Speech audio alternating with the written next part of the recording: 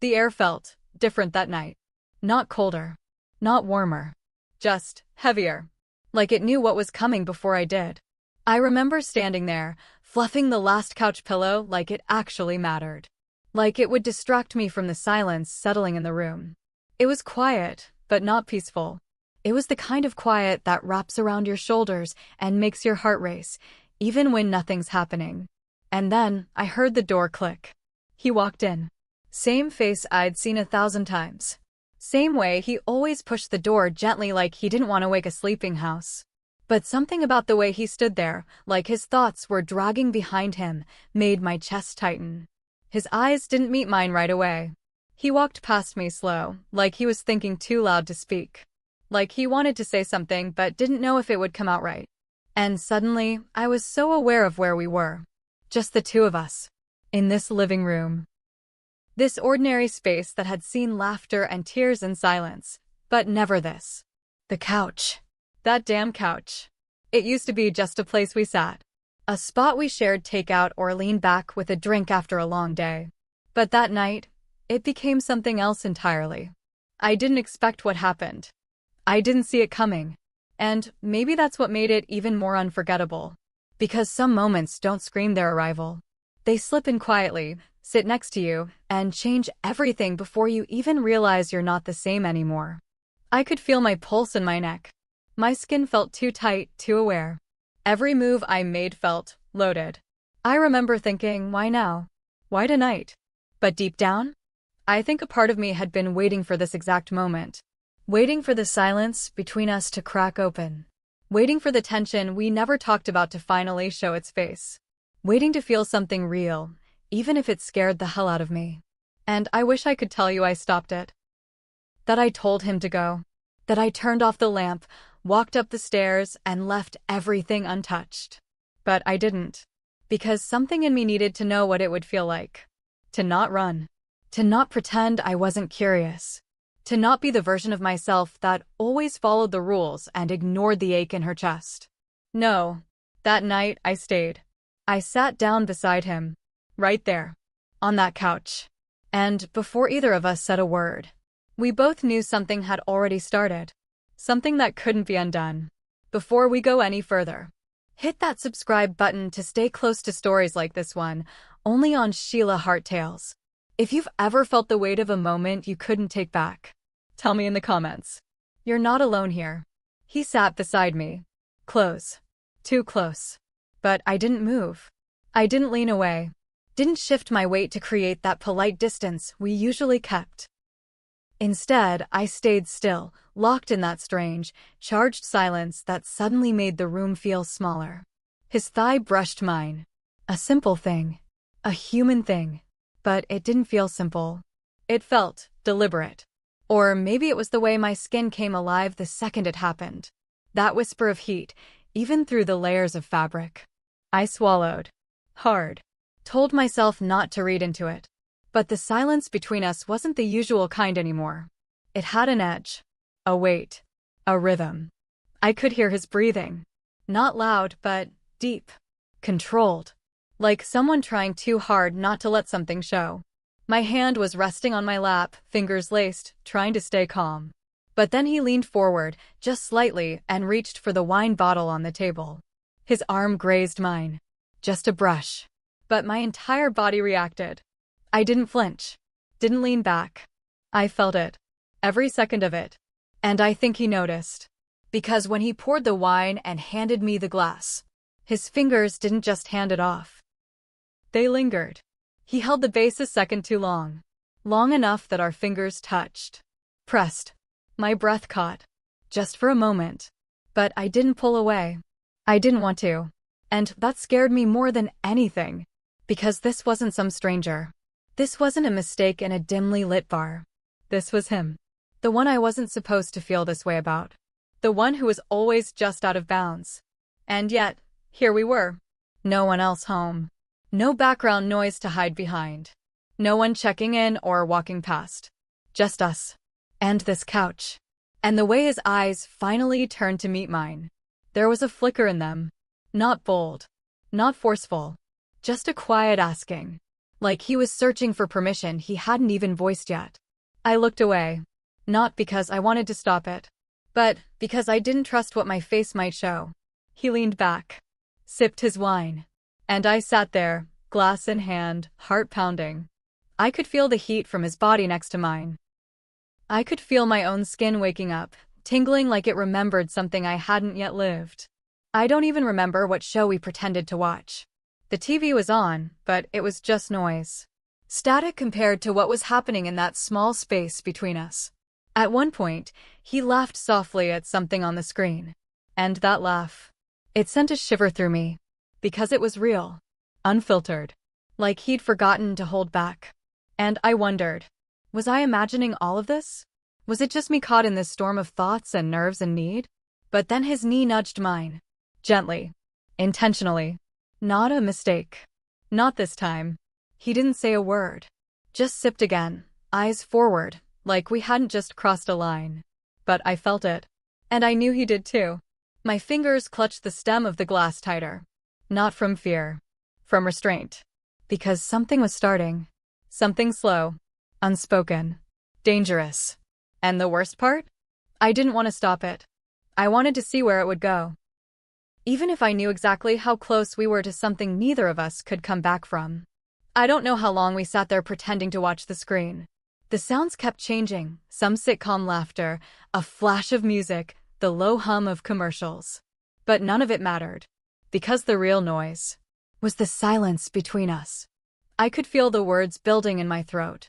But I didn't want to break the moment. Didn't want to hear what might come out. Because once you name something, you can't unname it. Still, I turned my head, looked at him, really looked at him, and quietly said, "You're quiet tonight." My voice barely made it out. It sounded smaller than I meant it to, like I was trying to hold it back even as I let it go. He blinked. Didn't answer right away, but I could see the shift in his eyes. Stormy.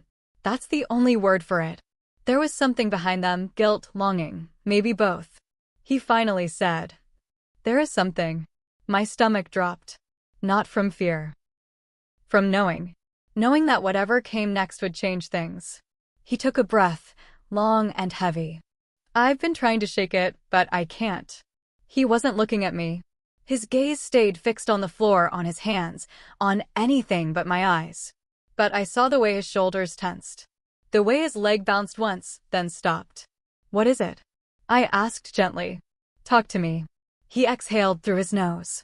Then his jaw clenched tight. And that's when he said it. "It's not just about me. It's about us." That word, us. It hit harder than I expected. Like a truth we hadn't dared to say out loud until now. He looked up, finally. And his eyes, they didn't blink. "It's about what we pretend not to feel." Silence again. The kind that hurts.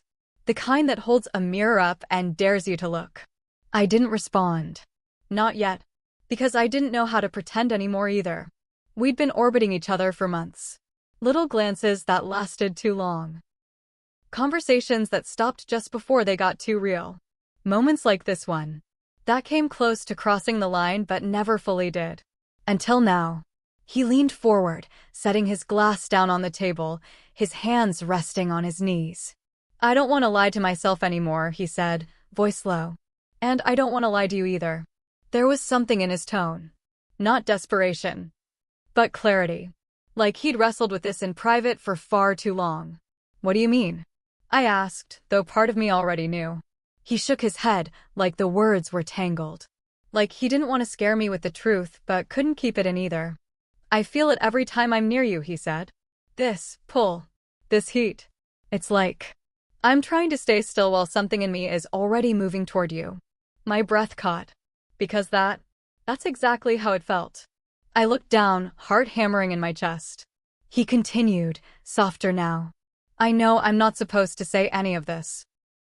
I know what this looks like. But I can't keep pretending like it doesn't matter. Like you don't matter." Those last words. They did something to me. Because for so long I'd felt invisible. Unnoticed. Like I was always the one giving, never being seen in return. But now here he was. Seeing me. Naming something I had buried so deep I forgot it how to name. "I don't want to ruin anything," he added. I just needed to be honest. Even if you hate me for it. I looked up at him. And the way he looked back. It wasn't lust. It wasn't impulse. It was ache. Real. Raw. Human. I should have said something. Anything.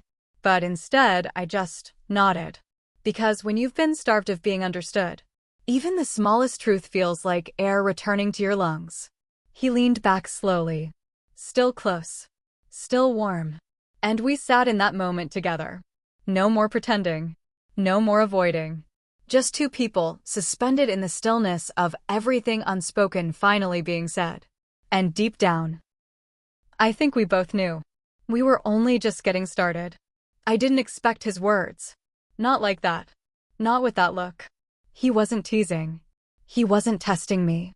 He wasn't playing some careless game. He was serious. Almost scared. His eyes dropped to the floor again, fingers lightly tapping against his knee, like he was trying to summon the right rhythm to say something that had no easy beat. I've had thoughts, he said finally. His voice was quieter now. Low. Careful. Like he didn't want to say too much too fast. Thoughts? I asked, though part of me already knew what he meant. He nodded once. Slow. Measured. Ones I never thought I'd say out loud. The words hung there, bare, exposed.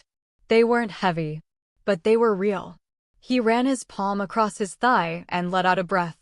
Then he looked up, just briefly, and said, But lately, I wonder if you've had them too. That moment felt like a thread being pulled. Gentle, but unraveling something deep. I swallowed hard. Thoughts about us? I asked. I barely heard myself. It didn't feel like my voice. He nodded again. Yes. A pause. And about someone else being there too. I blinked. Someone else. He didn't flinch. Didn't hesitate now. Watching, he said softly. Maybe even joining. Everything in the room slowed. Or maybe it was me. I felt frozen in place, like time paused to give me room to feel everything at once. I didn't move. Didn't speak. Because how do you respond to something like that? He wasn't being crude. He wasn't pushing. If anything, he looked more vulnerable than ever. Like he'd finally said the thing that had been sitting in the back of his mind for far too long. And for some reason, I didn't feel offended. I didn't feel disgusted. I felt seen. My heart pounded harder than it had all night. And I asked the question that had already formed in my throat before my lips caught up. A woman. He looked at me steady now. No fear. Just honesty. He nodded again. Only if it's someone you want, he said. Only if it's your choice. I would never. I mean, this wouldn't be about just me. It never was. I just stared at him. And for a few long seconds, I felt my body betraying the part of me that wanted to be shocked. But the truth is, I wasn't. Because somewhere, in the quiet corners of my mind, in the moments I never told anyone about, in the dreams I brushed off in the morning light, I'd wondered too. Not just about him. Not just about us. But about more. Not for the thrill. Not for rebellion. But for connection. For the chance to feel something layered and wild and deeply human. For the chance to expand what we were, without destroying it. And in his voice, I didn't hear pressure. I heard an offering. He wasn't handing me something forbidden and asking me to swallow it whole. He was sharing something raw. And asking if I saw it too. I didn't answer him right away. Didn't rush to fill the space. Because this wasn't a conversation for impulse. It was one that required presence. I set my wine glass down gently, letting my fingers rest against the stem. I breathed. And though my lips hadn't moved, my eyes must have said enough. Because he smiled, just slightly. Like he knew I hadn't walked away. Like he could feel me, leaning in. Not toward danger, but toward truth. And just like that, the air between us wasn't heavy with silence anymore. It was alive. With possibility. With permission. With something we both knew we couldn't name yet, but would never be able to unfeel. My thoughts started racing. Fast. Disjointed. Loud. Was this a test? A trick? Some twisted way of getting me to reveal too much, too soon? Or was this something deeper? An honesty I wasn't ready for? I looked at him. And then looked away again. Not because I didn't want to see him, but because I wasn't ready to see myself. Because the second he said it, the second he let the words float into the space between us, something shifted in me. Not something dark. Something familiar. Something that had lived in the back of my mind for longer than I cared to admit. I didn't feel offended. Or ashamed. I felt exposed. Not by him, but by the truth of it. And that scared me. What if I liked it too much? What if I said yes, and couldn't ever go back to the person I was before? What if it changed how he saw me? What if it made me look weak? Or reckless?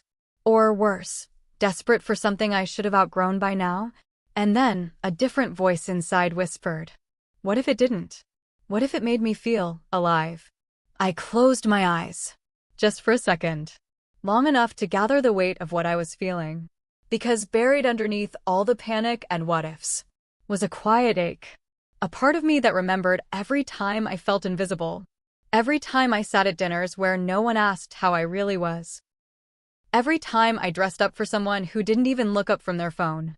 Every moment I craved to be touched like I mattered. Not as a routine. Not out of obligation. But out of desire. Raw. Undeniable. Present. And this? This didn't feel like something dirty. It didn't feel like cheating or betrayal or madness. It felt like being seen in a way I hadn't been in years. I felt like I was standing at the edge of something. A cliff maybe. But not the kind you fall from. The kind you leap from when you're tired of standing still. I bit my lip. Hard.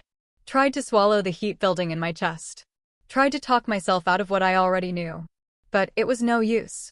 Because the truth wasn't going to go away just because I was scared of it. I thought of all the versions of myself I'd buried. The playful one. The wild one. The curious one who used to wonder, what if, without apologizing for it? Where had she gone? And why was I so terrified to let her back in? I glanced over at him again. Still sitting there. Still quiet.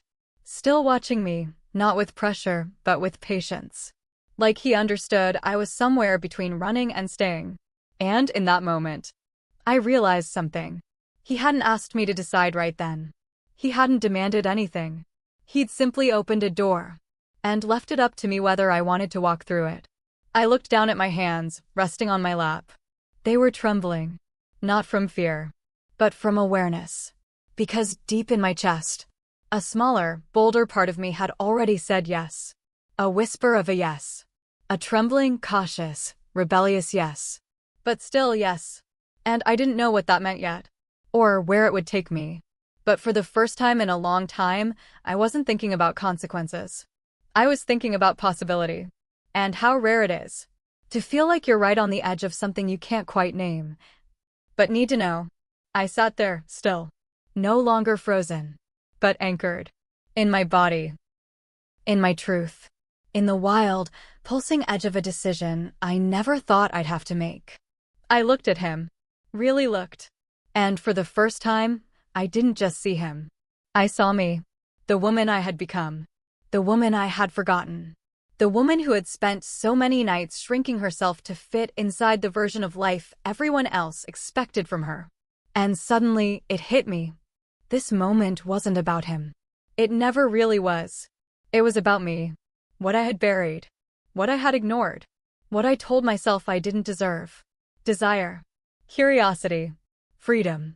A kind of intimacy that wasn't tied to rules or roles or routine. This wasn't just about a couch. Or a suggestion. Or even the shared fantasy. It was about being awake in my own skin again. He was watching me. Still not speaking. Still giving me space. And in that silence, I felt something shift in me. I wasn't waiting anymore. I wasn't hoping he'd lead me there. Because wherever we were going, I was going to choose it. I was going to own it. So I turned my body toward him. Met his eyes, full, open, steady. And I said, clear as anything. If we do this, it's on my terms. His brows lifted slightly. I wasn't being pulled into someone else's world. I was building my own. And he was just the one who held the match. But I decided if we lit the fire. The next few days passed like a blur. But not the kind that fades or slips away. No, this was the kind of blur where everything sharpens inside you. Every conversation we had felt heavier, clearer. We weren't rushing. We weren't just flirting with the idea anymore. We were building something. Thoughtfully. Slowly. We talked more than we ever had. And not just about what might happen. But why? Why this had awakened something in both of us. Why we were drawn to the edge. Why the idea of sharing something intimate didn't feel like betrayal. It felt like evolution. He asked me what I wanted. Not just in the moment, but in the energy. What kind of presence made me feel safe? What kind of woman I could feel open with? And I told him honestly. No performance. No pretending. Just truth. And in return, he told me something I wasn't expecting. She's someone you've met before, he said softly. She's kind. Thoughtful. Curious. Safe. That word. Safe. It wasn't sexy. It wasn't daring. But it made everything inside me settle. Because I didn't want wild and reckless. I wanted real. I wanted to feel everything without questioning if I'd regret it in the morning. And the way he spoke about her. It wasn't possessive. It wasn't secretive. It was gentle. Like he knew how delicate this part of me was, and he was willing to hold it carefully. We didn't text much that week. But when we did, every message hummed with energy. A small smiley. A one-word check-in. Thinking about you. And it was enough to send my heart racing every time. I remember one night, after dinner, we sat in that same living room again. Same couch. Same lighting. But everything had changed. I was curled into the corner of the cushions, legs tucked underneath me, a book open but untouched in my lap. And then he leaned over, closer than close, and whispered, "Be home by 8. No questions. Just trust me." I didn't say anything. Just looked up at him. And nodded. Because in that moment, I felt it. The calm before something unforgettable. The breath before the plunge. My mind raced with what that could mean. Would she be there already? Would I be expected to act, to decide, to do something I wasn't ready for? But underneath those thoughts was something deeper. I wanted this. Not for him. Not for her. For me. I wanted to see what it felt like to stretch the walls of my life, just enough to breathe something new. So the hours passed. And my body knew something was coming before the clock even moved. Each tick of the second hand pulled me closer. Not toward chaos, but toward curiosity. And at 7:47, I stood up. I walked to the mirror. Looked at myself, really looked. Not to fix. Not to perform. Just to see the woman who had chosen this. Not out of rebellion, but out of readiness. And at 7:59, I turned the doorknob. Heart racing. Mind still. And stepped into whatever came next. The door clicked softly behind me. And everything inside me held still. The lights were low. Not dim like hiding. Warm. Intentional. Golden candlelight flickered across the walls like they, too, were waiting for something sacred to unfold. Soft music floated through the space. Something melodic, slow. The kind that doesn't demand your attention. It invites it. And there, on that same couch where everything began, she was already sitting. Legs crossed. Back straight. Hands resting gently in her lap. She smiled the moment she saw me. Not wide. Not staged. Just soft. Open. Like she'd been told exactly who I was, and still chose to be there. There was no pressure in her expression. No expectation in her posture. Just presence. And that alone calmed something in me. I looked to him. He stood near the kitchen, watching, waiting. He didn't move. Didn't speak. Just met my gaze with a quiet steadiness, as if to say, "You're still in control." And I was. I could feel that. This wasn't something happening to me. This was something unfolding with me. I walked slowly toward the couch. Every step deliberate.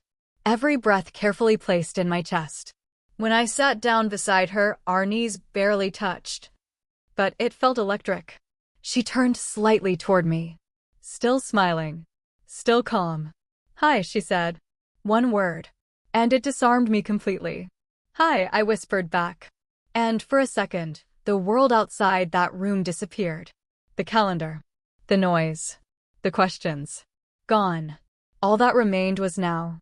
And now was quiet. Beautiful. Heavy with meaning. She didn't touch me right away. She waited. Watched. And when her fingers finally reached out, just brushing the back of my hand, I didn't pull away. I felt it. All of it. The way her skin warmed against mine. The way my pulse jumped so suddenly it almost startled me. The way her touch wasn't asking, it was offering. My breath hitched. He moved closer. Still silent. Still watching. But now his hand found the back of the couch, right behind me. Close. Protective. A quiet anchor in a sea of sensation. His eyes never left mine. And that was what did it. Not the candles. Not the music. Not even her touch. It was him. Watching me with no judgment. No jealousy. Only permission. Permission to feel. To explore. To unravel. There was no rush. No frenzy. Just breath. And skin. And the sound of my own heartbeat in my ears. I turned slightly, meeting her gaze fully now. And in her eyes, I saw nothing but patience.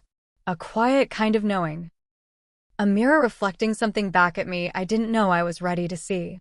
She leaned in closer. Not demanding, just inviting. And I let her. Because for the first time in a long time, I wanted to say yes to myself.